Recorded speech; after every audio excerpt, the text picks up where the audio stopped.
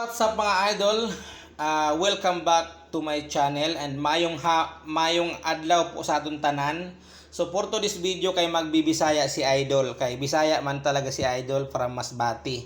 So shout out gali sa mga Masbatinyo. So amoy na akong mga idol lulutoon for today's video, adobong chicken. So di po naton mga chicken wings na pagkadaragoon. So giant chicken wings siguro ini. So maini siya pang fried chicken kay daragoon na pakpak. Kaga naton mahiwagang tiil. Kag syempre amo po ini naton mga ingredients na gagamiton, no. Ayan, may paminta, laurel, bawang sibuyas saka luya. So ada aton mga tahoyo, lana kag sansuka. Ang atong gagamiton na kaldero. Ayan.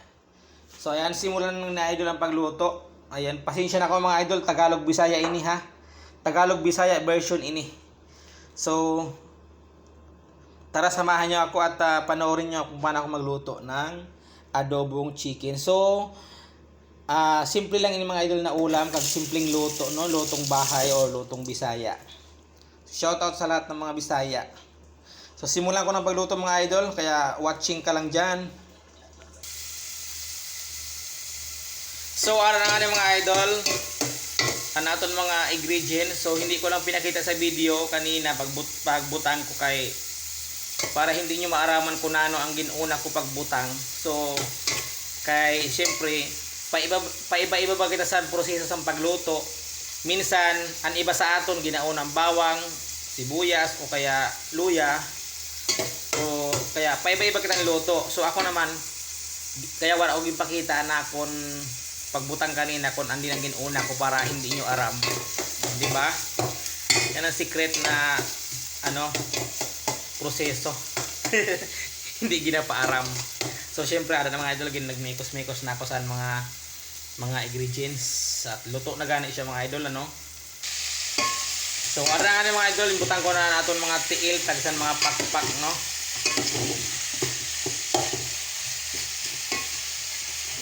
So ayan, napaka-yummy sa natong sura niyan mga idol na kaagahon. So actually mga idol, aga pa lang dito sa amon ha. Aga pa lang dito sa Saudi Arabia kag sa Pilipinas kay hapon na. Salamat sa panonood. Ayan, shout out po sa tanan mga taga Aroroy kag mga taga Masbati. So ada mga idol, makalipas ang 5 minutes, gingkita ko nga ning ibuksan ko kag syempre gimbutangan ko na san laurel kag paminta kag syempre bitchin. Ayan. So ibutan ko na isang bitchin mga idol kag paminta, laurel. So halo-haloon ta.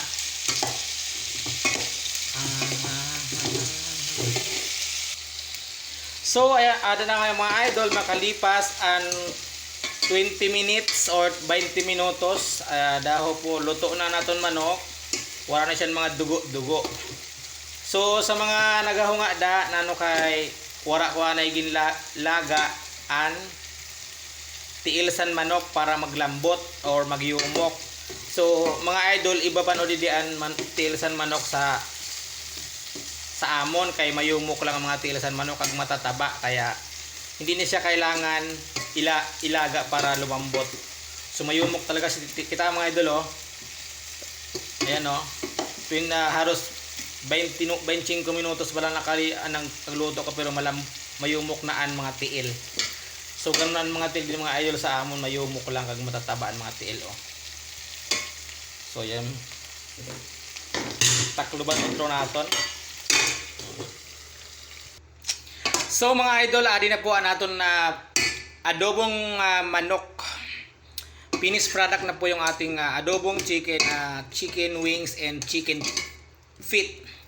Ayan, thank you for watching po. Ayan, salamat po sa panonood at saka ayaw nyo kalimutan mag-follow kan idol kag mag-subscribe kay Bisayang Dax TV. So again, thank you so much and God bless po sa atong tanan. Ang po yan akong sura, ang akong recipe na chicken adobo.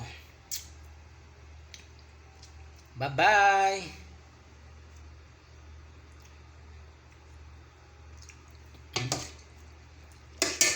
Sarap yan.